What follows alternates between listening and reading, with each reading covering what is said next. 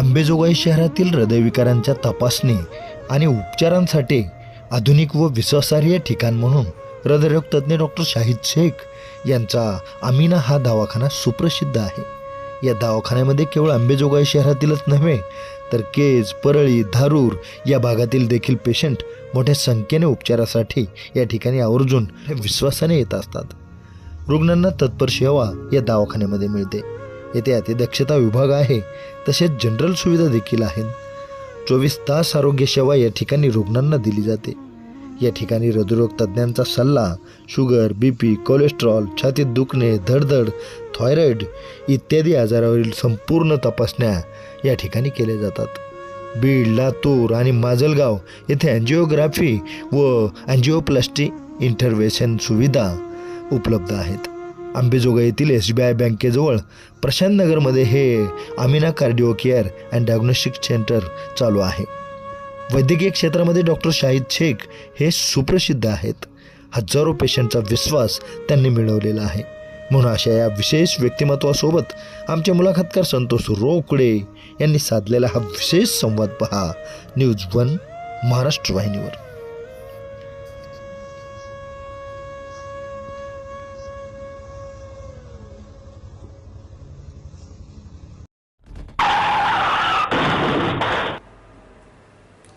नमस्कार, माझं नाव डॉक्टर शेख शाहिद आहे। मी प्रॉपरली अंबेजोगाईचा आहे। माझं एज्युकेशन म्हणजे MBBS झालेलं आहे। त्याच्यानंतर मी MD इंटरनल मेडिसिन केलं, मग त्याच्यानंतर DM कार्डिओलॉजी केलं आणि त्याच्यानंतर पण DRNB कार्डिओलॉजी, MNEMS आणि CPCDM म्हणून असे माझे सगळे एज्युकेशन डिग्रीज आहे। तर सध्या मी Amina cardiac care and diagnostic centre हे हॉस्पिटलचा ओनर आहे प्रशांत नगर अंबेजोगाईमध्ये। तिथे मी 24 तास उपलब्ध असतो।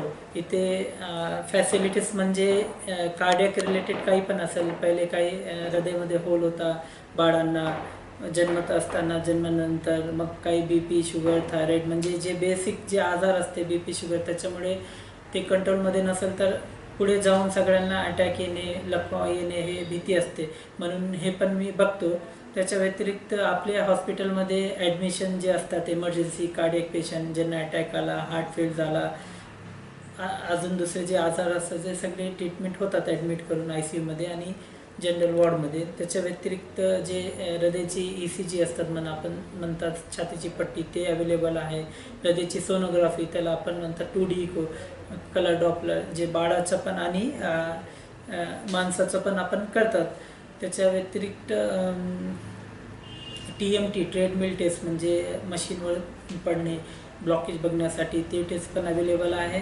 काही रिअरली ज्यांना चक्कर येऊन पडतात, 24 तासाचा जे ECG असतात ते मशीन लावून आपण बघतात, त्याला होल्टर मॉनिटरिंग म्हणतात, ते पण अवेलेबल आहे।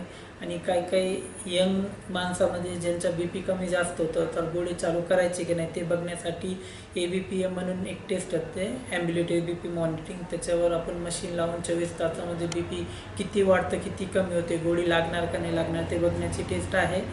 ते सगळं आपल्याकडे अवेलेबल आहे। आणि जे ऑपरेशन करतात आम्ही, जसं अँजिओग्राफी, अँजिओप्लास्टी, पेसमेकर, अजून दुसरे प्रोसिजर्स असतात, त्याची मशीन अजून पण अंबेजोगाईमध्ये अवेलेबल नाही। समजा आपण सध्या तर योजनामध्ये वगैरे लातूरला जाऊन करत आहे, काही काळामध्ये काही महिन्यामध्ये ते पण मशीन येईल असा आमचा प्रयत्न चालू आहे। Thank you so much.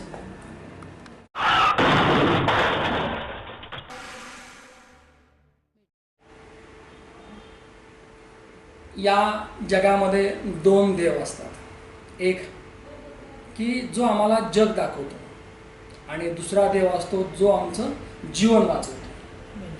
कारण जीवन जी व्यक्ती आपली वाचवते, जीवाची जी व्यक्ती काळजी घेते ती व्यक्ती देवासारखीच असते। अगदी मग आम्ही डॉक्टरामध्ये देव का पाहतो?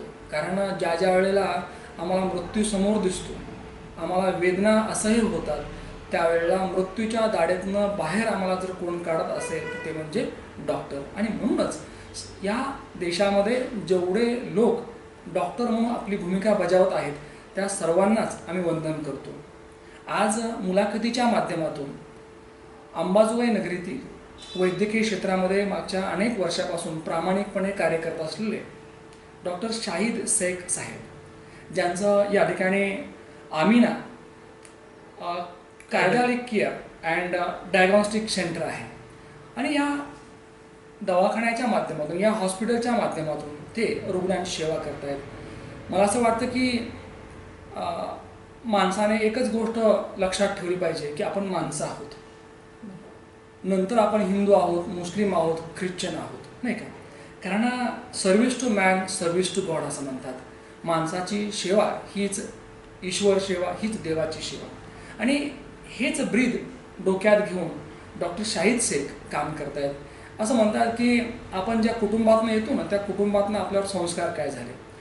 डॉक्टर साहेबांचे वडील एक आदर्श शिक्षक की ज्यांनी आपला मुलगा, आपली मुलं चांगली घडले पाहिजेत यासाठी प्रयत्न केले आणि चांगलं शिक्षण दिलं. असं म्हणतात की ज्या घरामध्ये शिक्षण रुजले, शिक्षण वाढले, त्या घरातील मुलंसुद्धा अगदी आदर्श वागतात. आणि म्हणूनच या सांस्कृतिक नगरीमध्ये, या अंबाजोगाई या शहरामध्ये अगदी कमी काळामध्ये सगळ्यांच्याच गळ्यातले ताईत झालेले, सर्व धर्मियांना, सर्व जातीयांना आपले वाटणारे, जेव्हा ज्या वेळेला अगदी विषय येतो या ठिकाणी की आपलं काहीतरी दुखतंय आणि आपलं जायचं आहे कुठंतरी, तर या ठिकाणी सगळ्यांच्या समोर शाहिद शेख सर उभे असतात. सर, मुलाखतनामा या महाराष्ट्रातील लोकप्रिय कार्यक्रमात तुमचं स्वागत. आज वैद्यकीय क्षेत्रामध्ये आहात, नाव कमावत आहेत आणि खूप प्रामाणिकपणे रुग्णांची सेवा करतात, नाही का. तुम्ही कोरोनाच्या काळामध्ये केलेलं कार्यसुद्धा या अंबाजोगाईकरांनी विसरलेलं नाही. आम्हाला ऐकायचं की डॉक्टर साहेबांचा प्रवास. साहेब, तुमचे वडील खरं तर पेशाने शिक्षक, नुसते शिक्षक नाही तर आदर्श शिक्षक, नाही का. आणि अशा या कुटुंबात तुमचा जन्म झाला. काय सांगाल मला पहिल्यांदा, तुमचा जो शेख परिवार आहे तो मूळचा कुठला, तुमच्या कुटुंबाची लहानपणीची त्या काळातली ओळख काय होती ते सांगा. आमचा मूळ गाव जे आहे ते अंबेजोगाई आहे आणि इथलेच म्हणजे माझे आजोबा, वडील इथेच जन्मलेले आहे, इथेच फॅमिली आहे आमची पहिल्यापासून. तर माझा पण जन्म इथे झाला होता अंबेजोगाईला. आणि स्कूलिंग वगैरे माझी उर्दू शाळेमध्ये झाली होती 10वीपर्यंत. आणि 10वीपर्यंत एवढा माझा म्हणजे स्पोर्ट्समध्ये वगैरे खेळांमध्ये छंद जास्त होता, अभ्यासामध्ये नव्हता. बट फॅमिलीचा सपोर्ट वगैरे भेटल्यानंतर मग असं वाटलं की म्हणजे मी काही करू शकतो. मग पुढे शिक्षणासाठी मी 11वी-12वीला औरंगाबादला वगैरे होतो. मग तिथे ड्रास्टिक इम्प्रूव्हमेंट आला माझ्या अभ्यासमध्ये आणि मग मला चांगले मार्क्स आले आणि मला MBBS भेटला घाटीमध्ये. डॉक्टर साहेब, तुमचे वडील पेशाने शिक्षक, नाही का. तर असं म्हणतात की ज्या घरामध्ये वडील किंवा आई शिक्षक असेल तर मुलांना ॲटोमॅटिकच अभ्यासाची गोडी लागते. तर तुम्ही जे लहानपणी तुमचे वडील बघितले, कसे होते म्हणजे लहानपणी? अगदी कडक शिस्त होती का, खूप माया होती का, काय नाही, त्यांची भूमिका कशी होती नेमकी? ॲक्च्युली थोडे कडक सारखेच होते ते, म्हणजे ते सांगायचे अभ्यास करा म्हणून. बट तेव्हा असं म्हणजे मला नाही समजायचं की एक्झॅक्टली म्हणजे अभ्यास केला तर पुढे काय होणार म्हणजे. म्हणून स्पोर्ट्समध्ये वगैरे जास्त असा होता की जसा चेस आहे, क्रिकेट आहे, व्हिडिओ गेम आहे, इंडोर गेम, आउटडोर गेम, त्याच्यामध्ये जास्त होता. एक्झॅक्टली अभ्यास केल्यानंतर काय होणार म्हणजे एवढी जाणून नव्हती तेव्हा. म्हणून असा मे बी द रिझन 10वीपर्यंत एवढा मी अभ्यासामध्ये वगैरे जास्त. हे झालं तुमच्या वडिलांचं. तर आई जी असते नाही का, आम्हा, तर तुमच्या आईची भूमिका कशी होती नेमकी? म्हणजे आईने जे तुम्हाला घडवलं, वाढवलं, नाही का. कारण काय असतं की आपल्या जडणघडणीमध्ये आपली आईची भूमिका खूप महत्त्वाची असते. असं म्हणतात की mother is better than 100 teachers. तर तुमच्या आयुष्यामध्ये, तुमच्या जडणघडणीमध्ये तुमच्या आईची भूमिका सांगा. आई ॲक्च्युली स्पीकिंग, आई तर म्हणजे हाऊसवाईफ होते, म्हणजे टीचर वगैरे तर नव्हते. बट त्यांना असं वाटायचं की अभ्यास केला पाहिजे, मी काहीतरी बनलं पाहिजे. कारण की लहानपणी माझं दुसरं जे हे होतं त्याच्यामध्ये मी थोडा हुशार होतो असं त्यांना वाटायचं. मग त्यांनी हे भूमिका घेतली की म्हणजे पुढे पण मी काहीतरी करू शकतो. म्हणून त्यांनी असं ॲडवाईस दिली होती की कुठेतरी बाहेर राहिलं मी तर इथले जे माझे छंद आहे, फ्रेंड्स आहेत, त्यांच्यासोबत जास्त मी टाईम घालतो ते बंद होईल, म्हणून त्यांनी बाहेर पाठवलं. तर मग त्याच्यानंतर मला चेंज दिसला ड्रास्टिकली आणि त्याच्यानंतर फायदा झाला समजा. डॉक्टर साहेब, म्हणजे वडील शिक्षक होते. असं म्हणतात की आपले वडील जे आहेत तेच आपलं असं वाटतं. जसं वडिलांचं जर किराणा दुकान असेल तर आपल्याला वाटतं आपण दुकान टाकावं, नाही का. वडील शिक्षक आहेत, आपल्यालाही वाटतं की आपण सुद्धा आपल्या बाबांसारखं आपण शिक्षक झालं पाहिजे. तुम्हाला असं कधी वाटलं नाही का की आपणही आपल्या वडिलांसारखं शिक्षक व्हावं? ॲक्च्युली आताच मी सांगितलं 10वीपर्यंत एवढा अभ्यास वगैरेमध्ये नव्हता, तर मग तेव्हा असं काहीच जाणीव नव्हती की टीचर झाले पाहिजे का डॉक्टर, इंजिनियर, IPS असं काही नव्हतं. मग जेव्हा अभ्यासाला लागलो तेव्हा असं समजलं की थोडासा सोशल फोबिया वगैरे असल्यामुळे मला असं वाटलं की टीचरला जास्त म्हणजे लेक्चर असे घ्यावं लागतं, म्हणून हे मेडिकल फील्ड जे आहे म्हणजे ते जास्त असं आवडलं मला. मग त्या डायरेक्शनने मी गेलो, म्हणजे सायन्स घेतलं, मग बायोलॉजीला झोलॉजीला प्रिफर केलं. मग त्याच्यानंतर तेच भेटलं मला आणि त्याच्यामध्ये I am very happy to doing serving the people. सर्वच माणसं या ठिकाणी आपल्या परंपरेनुसार सण उत्सव साजरे करतात नाही का? तसं तुमच्या धर्मानुसार तुम्ही ईद साजरी करता. बरोबर. तर लहानपणीची जी ईद होती ती ईद कशी होती नेमकी सांगा? म्हणजे ईदच्या वेळेचं वातावरण कसं राहायचं नेमकं? लहानपणीची सांगू तर कसा म्हणजे हॅपीनेस असायचं की म्हणजे काहीतरी स्पेशल डे आहे. आणि म्हणजे लहानपणी कसं असते काहीतरी स्पेशल गोष्ट आली तर आपल्याला वेगळं वाटतं, तसं वाटायचं. म्हणजे असा की निश्चित एक आनंद होता नाही का? आनंद होता, एकदम वेगळ्या टाईपचा आनंद होता. म्हणजे असा आय कांट एक्सप्लेन दॅट. बरं. काय असतं की मग ती दिवाळी असेल हिंदूंची किंवा मुस्लिम बांधवांचा Yes. या ठिकाणी ईद हा सण असेल, या सणाच्या दिवशी एक आनंद असतो नाही का? आणि बरोबर. त्याचं जे आपण जे शब्दात सुद्धा आपण सांगू शकत नाही खरं तर, कारण हे सण आपल्याला आनंद देतात. अगदी एक वेगळा काहीतरी चेंज आपल्याला भेटला असतो. बरोबर. सर विचार असं वाटतं की मित्राचं तुमचं आयुष्य कसं होतं नेमकं? म्हणजे काय असतं म्हणता की कुटुंबातलं आयुष्य वेगळं असतं, शाळेतलं वेगळं असतं आणि मित्रामध्ये वेगळं असतं. म्हणजे तुमचे जास्त मित्र होते की नाही? मित्र शाळेमधले होते आणि घरचे आजूबाजूचे 2-4 मित्र होते. त्यांच्यासोबत बिहेवियर वगैरे तर चांगलं होतं, बट हेच होतं की अभ्यास सोडून दुसरे जे गोष्टी म्हणजे क्रिकेट, बाहेर गेले तर क्रिकेटसाठी जायचे आणि बाकी म्हणजे इन शॉर्ट स्पोर्ट्समध्ये वगैरे जास्त आमचं हे होतं. म्हणजे मित्रामध्ये तुमची कुठली ओळख होती? कुठल्या नाव आहे मारे तुम्हाला? नाव तर सेम सांगायचं मला, शाहिद म्हणून. असं शाहिद काही म्हणून. स्पेशल नाव नव्हतं, बट सगळे म्हणजे ते तुम्ही शाहिद मगाच म्हणून. उल्लेख केला की तुम्हाला बुद्धिबळ आवडायचे, त्यात तुमचा नंबर सुद्धा आला होता. बरोबर. तुम्ही बुद्धिबळात हुशार होता. म्हणजे या ठिकाणी एक लक्षात येतं की जी व्यक्ती बुद्धिबळात हुशार असते त्याचा ब्रेन पॉवर स्ट्रॉंग असतो नाही का? कारण तो खेळ काही सामान्य लोकांचा नसतो. तर बुद्धिबळ खेळण्यासाठी कोणी प्रोत्साहन दिलं आणि हा एवढा अवघड खेळ करतात नाही का? आणि ते तुम्हाला त्याच्यातून इंटरेस्ट निर्माण झाला आणि त्यात तुम्ही जिंकलात सुद्धा, ते सांगा सर. बुद्धिबळचं ॲक्च्युली आमचे जे वडील होते टीचर होते, त्यांनी एकदा बुद्धिबळ आणला होता आणि जे माझे मोठे भाऊ बहीण आहे त्यांना शिकवलं त्यांनी. मी जस्ट ऑब्झर्व करायचो म्हणजे कसा खेळायचं. मग बघून मला पण थोडा समजला, मग असा इंटरेस्ट निर्माण झाला. मग खेळायला चालू केलं मी. मग असं जाणवलं की मी चांगल्यापणे खेळत आहे. मग शाळेमध्ये पण तेच खेळल्यानंतर त्यांना वाटलं, मग तिथे जिंकायला चालू केलं. मग स्पर्धामध्ये पण इंटरेस्ट आला. मग ते अंबेजोगाई लेवलवर पूर्ण शाळेमधले स्पर्धामध्ये पण मी एकदा फर्स्ट आलो होतो. 8वीला होतो तेव्हा मी. तुमच्या बहिणीमध्ये, भावामध्ये तुमची जी बॉन्डिंग होती ती कशी होती? अगदी कधी भांडणं वगैरे व्हायचे का किंवा काय नेमकं? भांडणं तर व्हायचे. मी छोटा होतो तर थोडा हे एरोगंट टाईप होतो लहानपणी. खोडकर होता तुम्ही? हां, तेव्हा होतो, म्हणजे आता नाही. बट तर भांडणं वगैरे तर व्हायचं समजा. ते ॲडजस्ट करून घ्यायचे. बट दॅट इज तुम्ही लहान होतात, सगळेजण तुमची बाजू घ्यायचे का मग अगेन्स्ट राहायचे तुमच्या? ते सांगा. म्हणजे तुम्हाला शिक्षा व्हायची कधी अशी? शिक्षा व्हायची कारण की सगळ्यांना माहीत होतं थोडं मी खोडकर हे आहे म्हणून. But that was in childhood only. Doctor साहेब, बालपणीचं जे आयुष्य असतं ते वेगळं असतं आणि असं म्हणतात की लहानपणी आपण जे कळत न कळत जे काही खोड्या करतो, गुन्हे करतो, ते सगळे माप पण असतात नाही का? बरोबर. कारण खोड्या जर नाही केल्या तर मग त्याला मूळ कसं म्हणायचं आपण नाही का? बरोबर. कारण लहान मुलांमध्ये त्या गोष्टी नॅचरली असतात त्या. बरोबर. साहेब, तुम्ही जे आता उल्लेख केला की उर्दू माध्यमात तुमचं शिक्षण झालं दहावीपर्यंत, तर तुम्हाला तिथं लाभलेले जे तुमचे जे टीचर लोक आहेत नाही का, ती शाळा, ते वर्ग, तिथल्या आठवणी सांगा. शाळेमध्ये पण असा होता की आता उर्दू स्कूलमध्ये होतो मी आणि अभ्यासमध्ये तर एवढा स्ट्रॉंग नव्हतं, बट मॅथमॅटिक्समधून सब्जेक्टमध्ये मी चांगला होतो म्हणजे क्लासमध्ये. तर ते आठवण आहे. म्हणजे त्यांना पण असं टीचरला वाटायचं की म्हणजे ॲव्हरेज स्टुडंट आहे बट मॅथमॅटिक्समध्ये स्ट्रॉंग आहे, तर त्यांना वाटायचं की पुढे काहीतरी करू शकतो हे. अच्छा, तुमच्यातला जो विद्यार्थी आहे, असं म्हणतात की विद्यार्थी हा, प्रत्येक विद्यार्थी हा स्ट्रॉंग असतो, म्हणजे every child every student is a matter. तसं तुम्हाला सतत अभ्यासासाठी तुमच्या टीचर मंडळीपैकी कोणी तुम्हाला जास्तीत जास्त सपोर्ट केला? कोणते टीचर आहेत ते? मॅथमॅटिक्सचे टीचर आहे मेहराज सर म्हणून, त्यांनी खूप मला सपोर्ट केलं, कारण की I was strong in mathematics आणि बाकी याच्यामध्ये सगळे कंप्लेन करायचे की एवढा he is under performing only.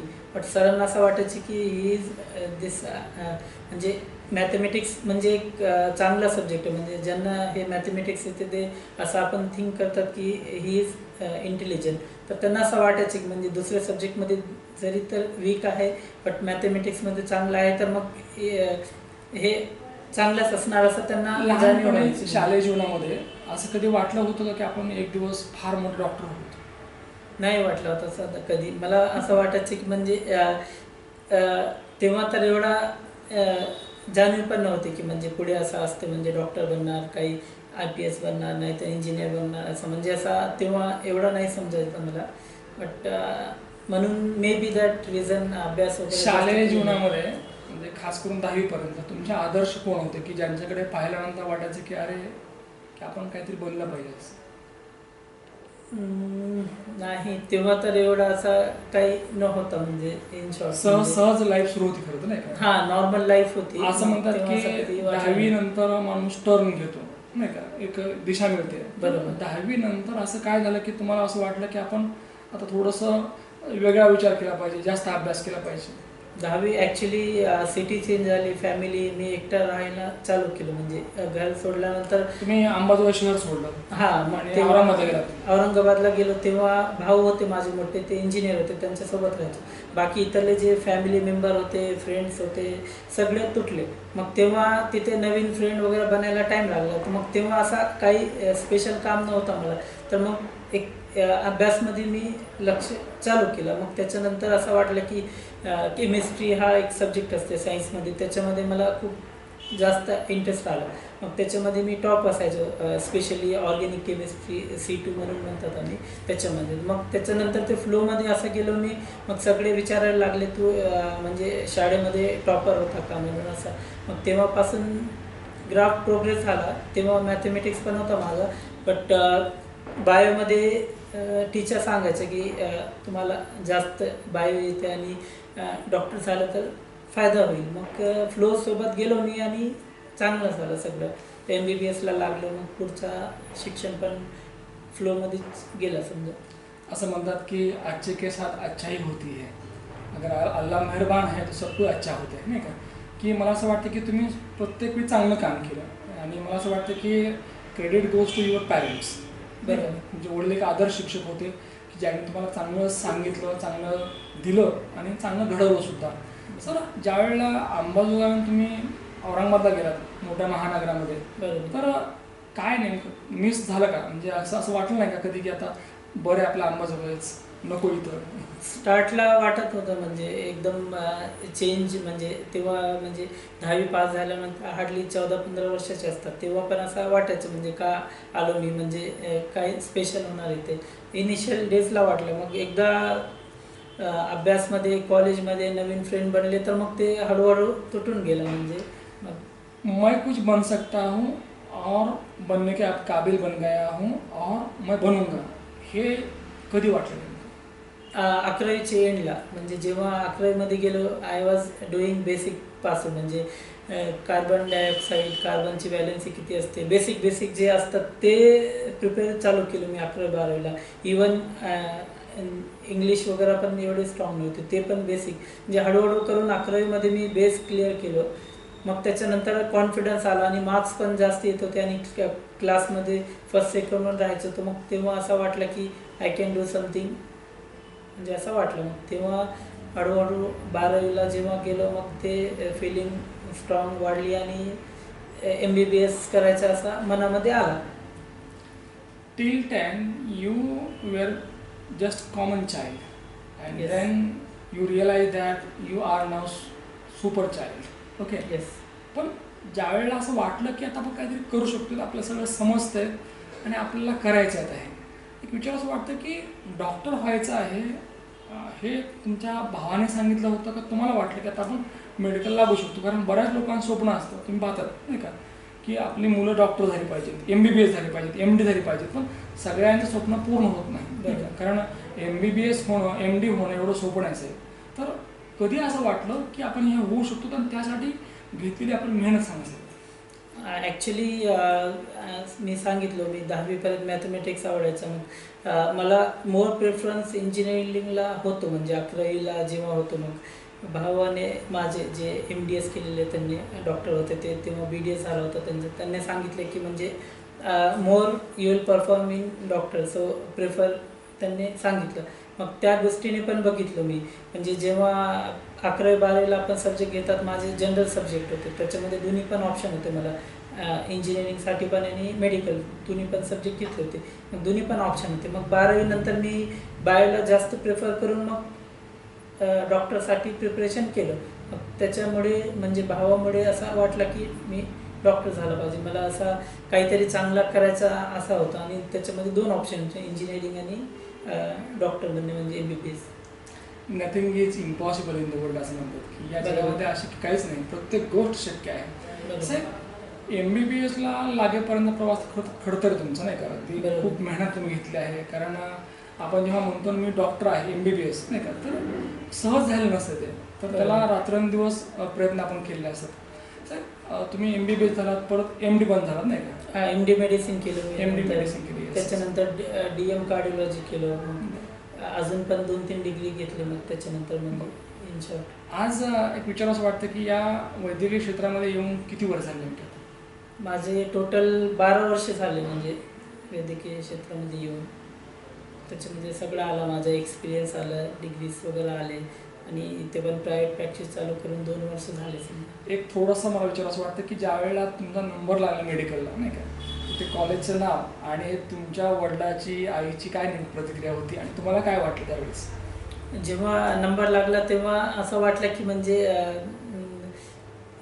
काही गोष्टी पॉसिबल नसती, पण पॉसिबल झाली. म्हणजे कसं नॉर्मली 10वीपर्यंत मार्क्स चांगले आहे, तुमचा परफॉर्मन्स चांगला आहे, तर असं वाटतं की easily you can get everything. But माझं तसं नव्हतं. म्हणजे 10वीमध्ये माझे 49% होते, बॉन्डरीवर पास झालं होतं. मग त्याच्यानंतर 2 वर्षामध्ये एवढा चेंज करणे आणि जे भेटणे हे माझ्यासाठी खूप डिफिकल्ट होता. त्याच्यामुळे जे फिलिंग होती, जे स्पेशल फिलिंग होती, आणि फॅमिली पण खूप खुश झाले होते की म्हणजे जे 2 वर्ष मी केलं त्याच्यामध्ये पूर्ण 100% सक्सेस झालो. That was completely miracle.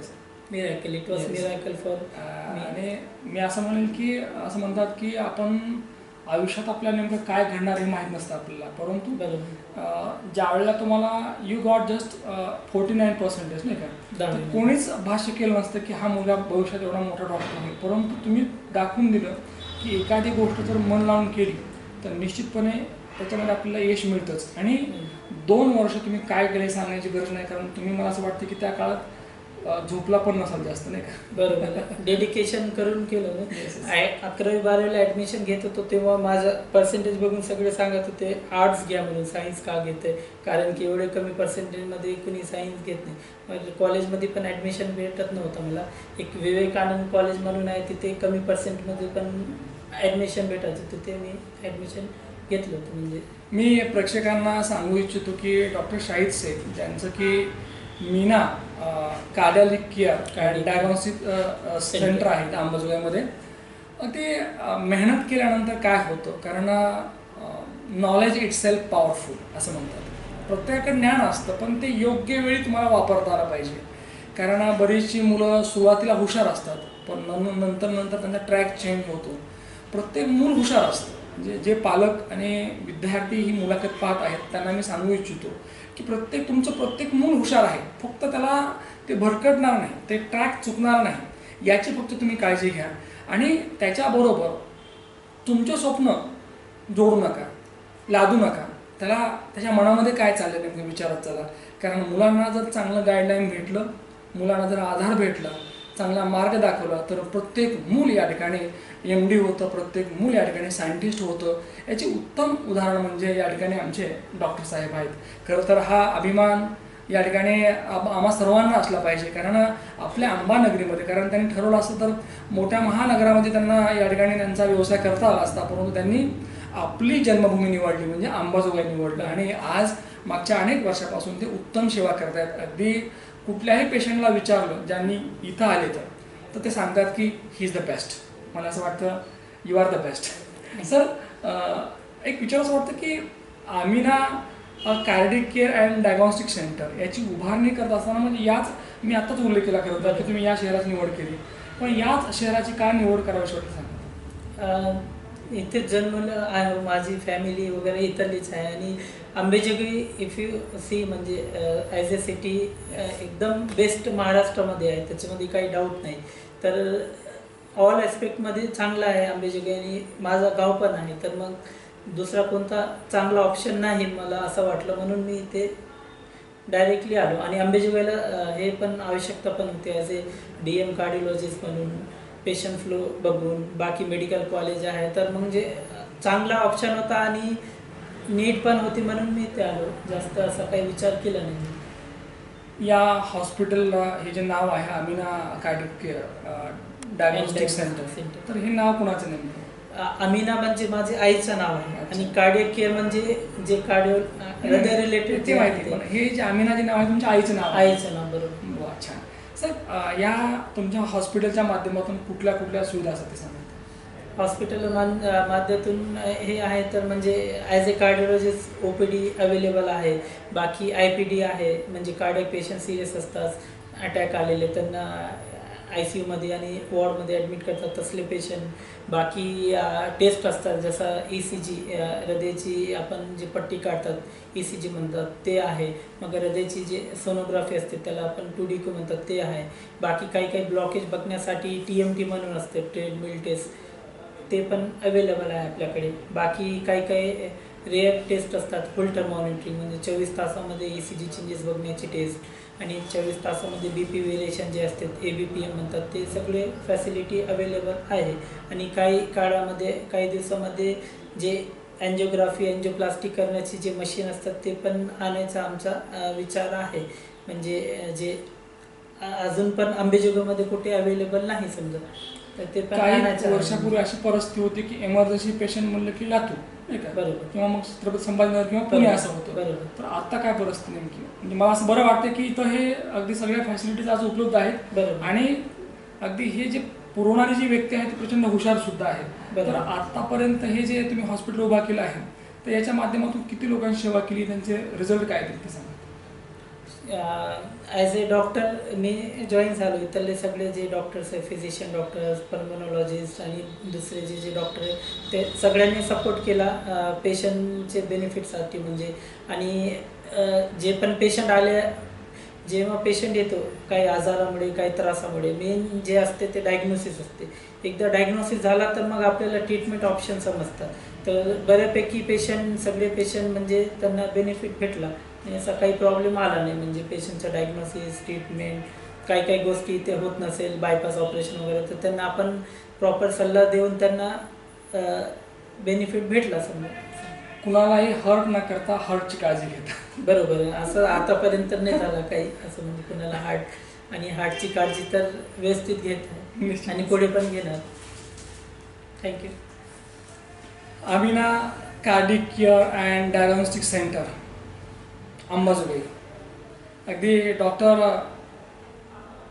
Shahid Shaikh, हृदयरोग तज्ज्ञ, हार्ट स्पेशालिस्ट, या हॉस्पिटलच्या माध्यमातून अतिदक्षता विभाग जो आहे यांचा ICU जनरल वॉर्ड, तर त्यांची ओळखच आहे हृदयरोग तज्ज्ञ. आणि हल्ली हृदयाच्या बाबतीमध्ये अनेक गैरसमज, अनेक आजार आहेत. तर त्या सर्व पेशंटला अगदी योग्य सल्ला देणे, बरं, प्रामाणिकपणे, आणि त्यांची काळजी घेणे, म्हणजेच शुगर, BP, चरबी, लठ्ठपणा, थायरॉईड, असे अनेक आजार आहेत. कारण जीवनमान बदललं आहे, काळ बदलला आहे, आणि बदलत्या जीवनशैलीमध्ये आजारसुद्धा वाढले आहेत. बरोबर साहेब, त्याचबरोबर अगदी सर्जिकल फिटनेस असेल, आरोग्य तपासणी असेल, सेकंड ओपिनियन असेल, त्याचबरोबर अगदी पोस्ट कार्डिक सर्जरी असेल, त्याचबरोबर ECG, TMT, 2D इको, प्रौढ व बालरोग दोघांनाही, अगदी प्रयोगशाळा आहे, लॅबोरेटरी, फार्मसी, Holter अगदी monitor.